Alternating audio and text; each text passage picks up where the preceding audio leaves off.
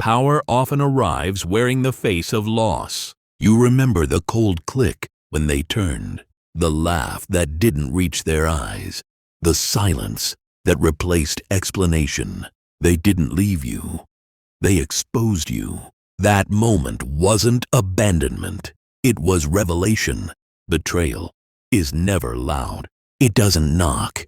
It seeps. And when it does, it rewrites everything you thought was true. Love becomes leverage. Loyalty becomes theater. Connection becomes control.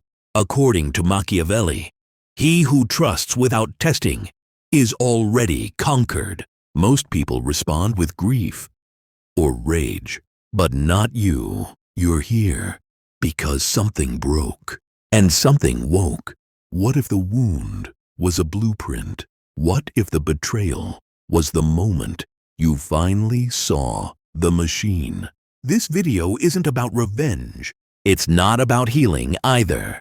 It's about rewiring perception, turning emotional ruins into strategic architecture. You'll learn how betrayal decodes intention, how silence can become surveillance, and how the person who hurt you becomes the mirror that reflects their own weakness. By the end, you won't want them back. You'll want the power they accidentally gave you. Because once you see how pain works, you never unsee it. They become mirrors. So turn hate into intelligence. According to Machiavelli, a man's hatred is more honest than his praise. It shows you where to strike.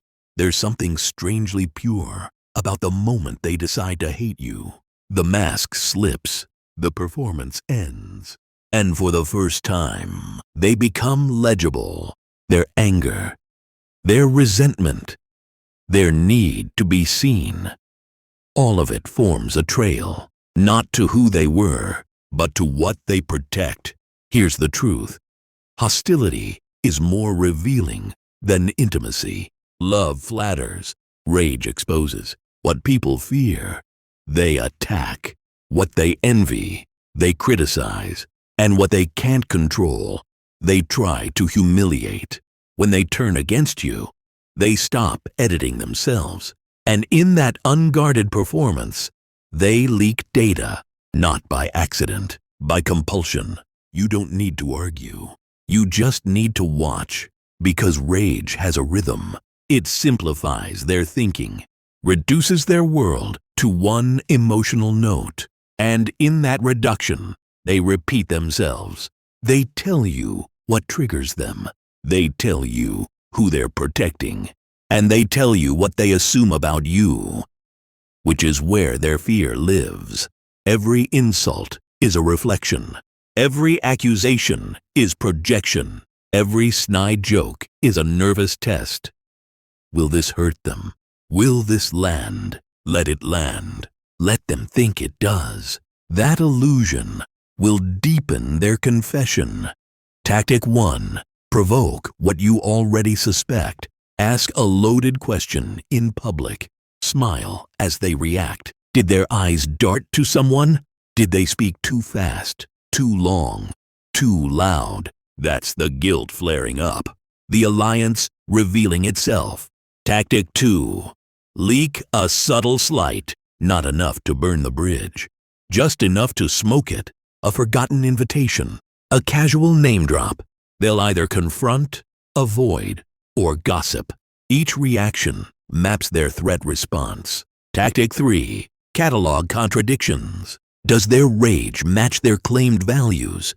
Do they call you manipulative, then spread rumors? Do they preach kindness, then laugh when you're isolated? These inconsistencies are gold. They fracture group loyalty. People will turn on hypocrisy faster than cruelty. Zoom out. Notice how the group forms. Watch how collective anger binds them. But only when you're not watching. Scapegoats provide cover. You become the emotional landfill. But pressure them alone, and you'll find cracks in their unity. Because no group sustains anger without a leader. Identify the mouthpiece. Break their rhythm. The rest will follow confusion, like sheep chasing a shadow. This isn't surveillance. It's architecture. Their rage reveals the structure they hide behind. And the final test, let the mirror speak first. Drop a phrase. Cold. Deliberate. A sentence designed to sting. Then watch. Do they blink too long? Do they scoff, but shift in their seat? Do they deflect or destroy? That's the phrase. That's the weakness. Now you know what to repeat, what to avoid, and what to save for the final move. They thought they were lashing out, but they were confessing. You just had the discipline to listen. They speak in silence. So weaponize withdrawal and absence. Machiavelli warned, when your presence is taken for granted, your absence must become a weapon. I stopped replying, and they began to unravel. It wasn't an argument, no warning, no drama, just vacancy, a missing presence where once there was warmth. They mistook that warmth as permanent. That was their first mistake. Silence is not passive. It's precision. It doesn't echo. It sharpens. And when done right, it hollows them from the inside out. Humans are predictable. We chase presence like addicts. We mistake noise for relevance. And when someone disappears, without explanation, without emotion, we panic. But here's what most never see. Withdrawal is control. When you speak, they brace. When you vanish, they chase. Your silence becomes their obsession, because now they have to guess. Was it something they said? Was it someone else? Are they being replaced or erased? The confusion metastasizes, and in that uncertainty, they surrender more than they ever did to affection. This isn't cruelty, it's calibration, because attention, when overextended, becomes valueless, and absence, when timed, becomes a mirror. When they see nothing, they project. Their insecurities fill the gap. Their guilt invents narratives. And suddenly, you're not gone. You're everywhere. Tactic 1. Interrupt a pattern of presence. If you always message first, don't. If you always attend, skip once. If you usually smile, don't flinch. Let the silence create static. Watch what they fill it with. Excuses, apologies, doubts. Tactic 2. Withdraw something specific. Not everything. Just one thing they relied on. A favor, a habit, a form of comfort. Make them feel the weight of it. And when they ask, answer with delay. Uncertainty becomes currency. Tactic 3. Use timing as leverage. Absence must be surgical, not prolonged into irrelevance. Vanish when your presence was most expected. Reappear only when they've begun to spiral. Their confusion will masquerade as relief, but inside, something broke. From the outside, it looks benign. A missed invitation, a quiet exit from a group. No messages, no conflict, but inside them, a storm brews. Because humans don't fear abandonment. They fear irrelevance. And by withdrawing without explanation, you make them question their worth. Behavioral psychology calls it intermittent reinforcement, the most addictive reward cycle. Give, pull away, give again. Each absence increases your psychological value. They begin to associate you with internal instability, and they start working to stabilize you, just to calm themselves. Watch their language. It changes. What did I do? Are we good? Let me know if I crossed a line. These are not questions. They are surrenders. You've reversed the gravity. Now they orbit you, not because of love, but because of withdrawal-induced dependency. And when done right, it spreads. They speak to others, not because they miss you, but because they can't explain you. And in that confusion, your reputation changes. You become myth, unreachable, dangerous. A single silence creates a ripple. One missed reply becomes a whisper. One absence becomes a rumor. One cold look becomes a public apology, not because you punished them, but because you disappeared without needing to. Machiavelli said, "The absent are always in the wrong, unless they return with power. So vanish, but when you return, do so as the one they fear losing again. Reward the snake. Turn opposition into trained utility." Machiavelli advised, "It is safer to bind a traitor with favors than with threats, because a man who owes you will betray less willingly than one who fears you.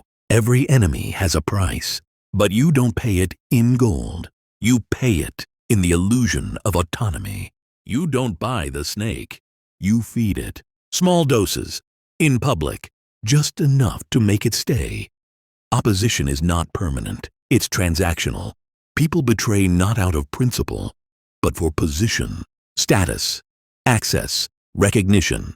Loyalty is a luxury they perform when it serves survival. So I watch them.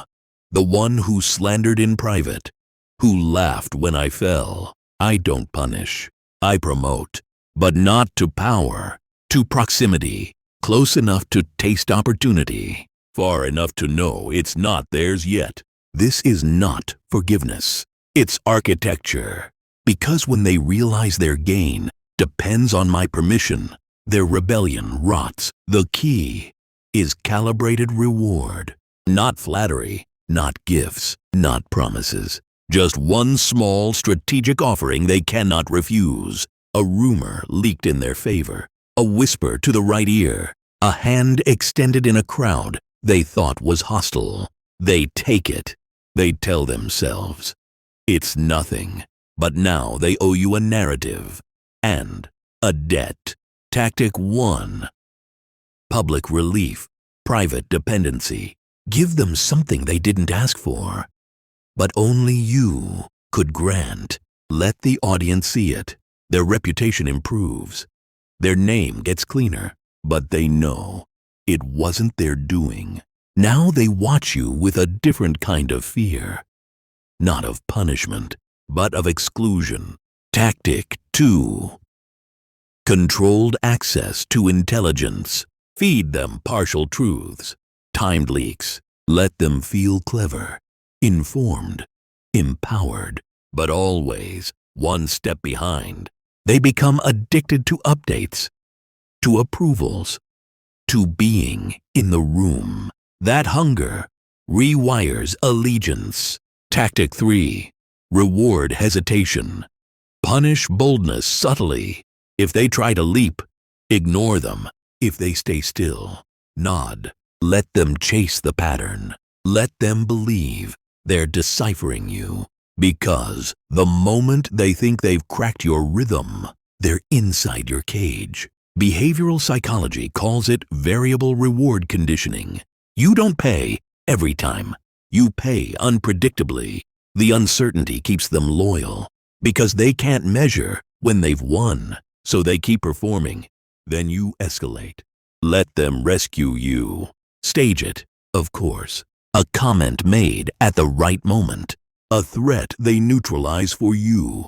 Make them feel noble, needed. Now, their identity begins to change. They go from adversary to asset, not because you forgave, but because you reshaped the incentives.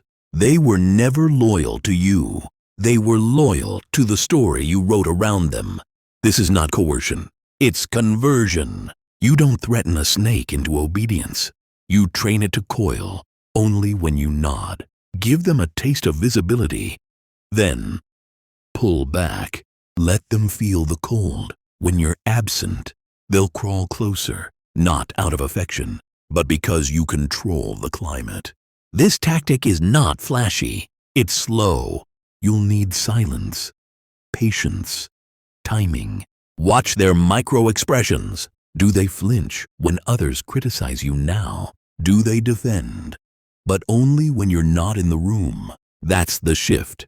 That's when they've begun to integrate your interests into their instincts. And then it happens.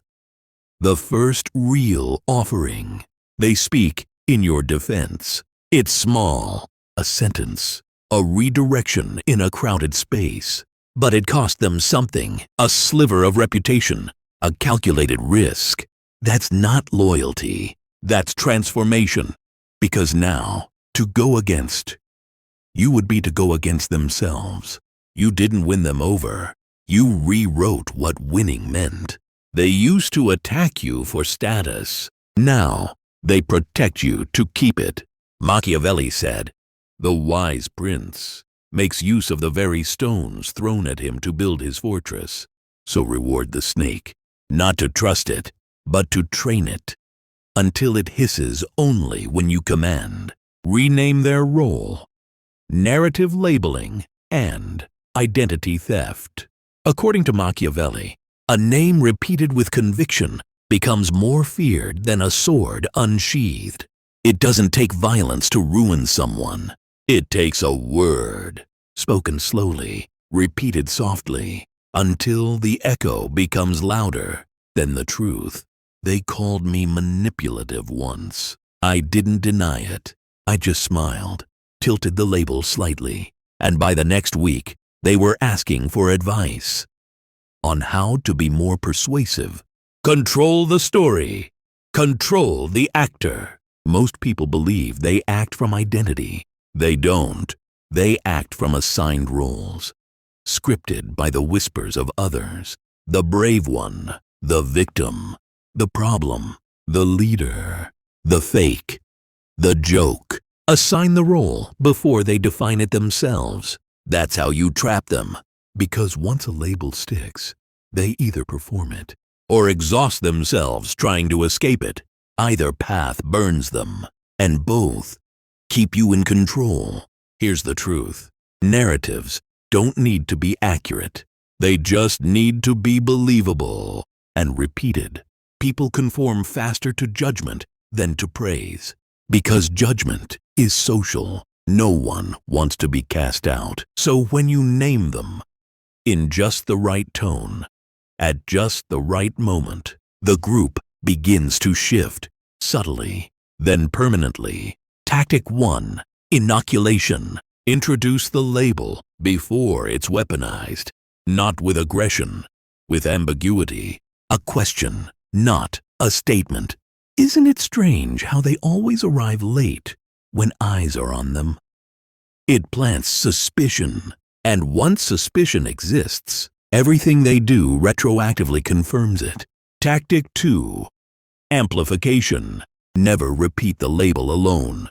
Seed it through proxies, allies, background voices. The more mouths it passes through, the more truth it gains. An accusation becomes folklore. A whisper becomes identity. Tactic 3. Redirection. Steal their language. Use their phrasing. Mock it. Twist it. Make their rebuttal part of your narrative. If they say, "I'm just being honest," respond with, "That's what they always say," just before they implode. Now, even their truth feeds your fiction. Words don't just describe reality, they build it. Assign a role with enough certainty, and the group adapts. They hesitate before including them. They nod slower, they smile tighter, and the target feels it. The social temperature drops. They become more cautious, more defensive, until eventually, they behave exactly like the thing you named. That's when the transformation completes. They've internalized the role, not because it's who they are, but because it's the only version of themselves others now recognize. They try to explain, they protest, they post, but the more they defend, the more the label hardens.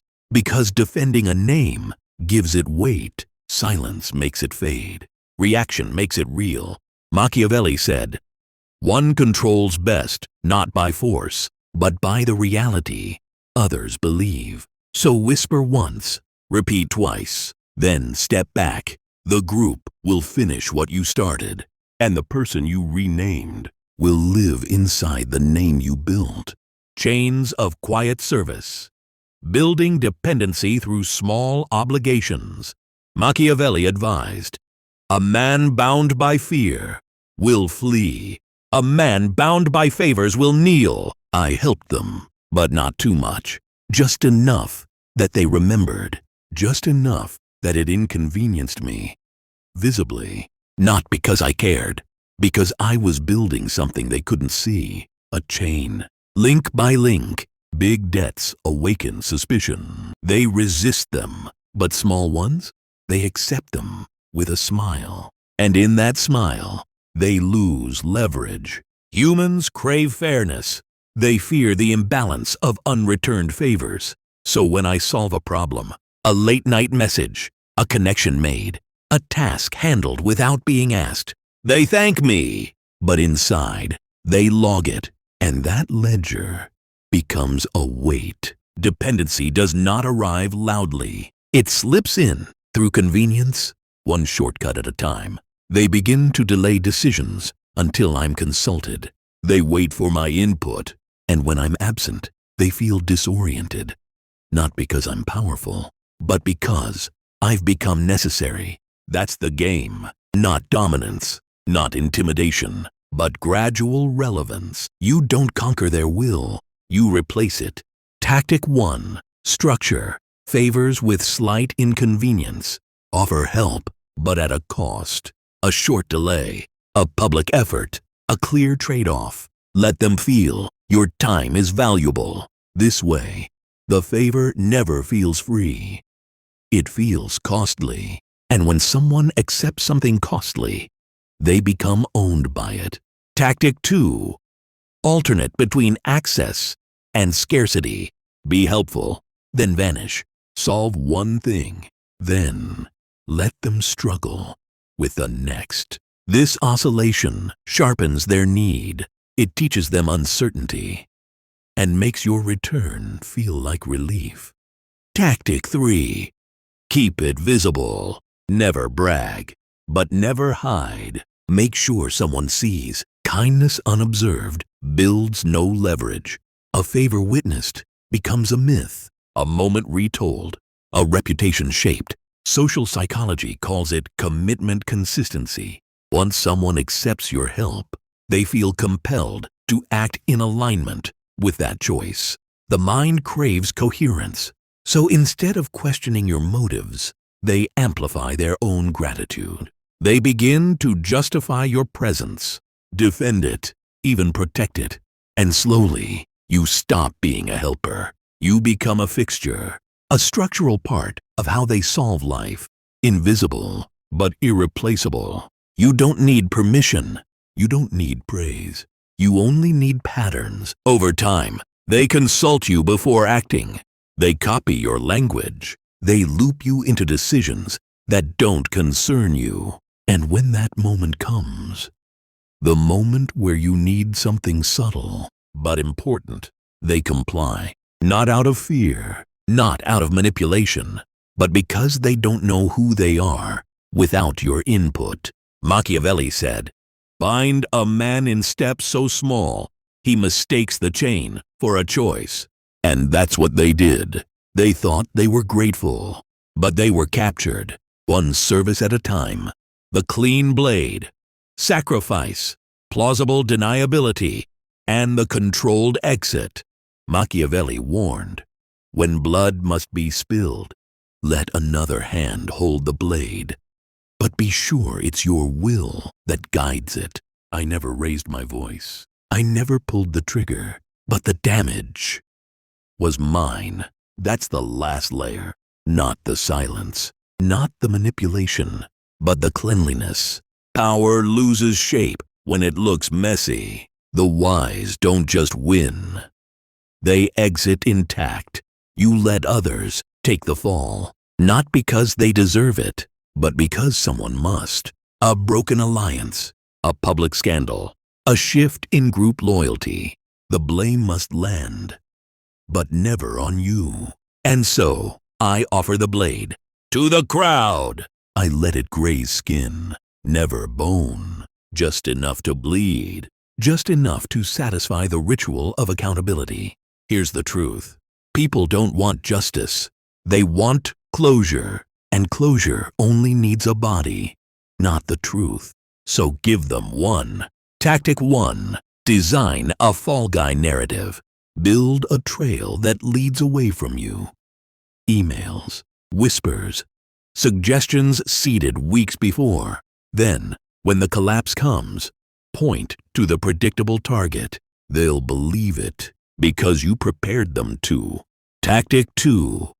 Use symbolic repentance. A public apology, a resignation, a policy shift. Nothing structural, just visible. Let them think you surrendered. It blinds them to what you actually preserved or replaced. Tactic 3. Exit your liabilities with elegance. Not all pawns deserve destruction. Some can be retired quietly. Let them step down. Praise them. Protect their image. This way, no one watches what or who fills the vacuum. This isn't cowardice. It's containment. You can't afford to look cruel. Not now. Let the public see restraint. Let them whisper about your decency. Because in the absence of evidence, morality becomes myth. Social dynamics always seek symmetry. When you offer a clean narrative, a scapegoat, a small loss, a gesture, they complete the rest. They tell themselves you're reasonable, that you did what had to be done, that the storm is over. Meanwhile, you're already rebuilding, repositioning, reweaving alliances while they applaud your accountability. That's the clean blade, a cut that looks like accident, a wound that heals in public, while the real injury reshapes the power beneath. Machiavelli said, "The prince must learn how not to be good and when to appear good, precisely when doing evil. So give them the show. Bow, bleed if you must, but never deeply, never truly, because while they watch the sacrifice, you're already turning the next knife." Power is not loud. It is the steady pressure that reshapes a landscape into a map you can read. If you learned anything here, let it be this. Enemies are not merely obstacles. They are materials. The skilled hand bends them into mirrors, levers, and loyal hands. Use silence, reward, narrative, and sacrifice with surgical care. The final truth is simple and cold. Mastery of others begins with mastering the meaning they give to you. What will your silence say?